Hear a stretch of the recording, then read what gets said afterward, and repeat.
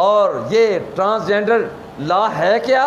کوئی مرد چاہے کہ میں اپنے آپ کو رجسٹر کروانا چاہتا ہوں خواتین کے خانے میں، وہ کروا سکے گا۔ کوئی خاتون چاہے کہ میں مردوں کی طرح آمنے سامنے آؤں، اس کی کھاتے میں نام لکھ دیا جائے گا۔ میں ایک بات کہہ کے، بہت سے اس پر دلائل ہے، مگر میں ایک بات کہتا ہوں، ہم اس نبی کے ماننے والے ہیں جو غلہ منڈی میں گیا، اس نے ایک بورے کے اندر ہاتھ ڈالا اور دیکھا کہ اوپر خشک ہے اور نیچے اناج گیلا ہے۔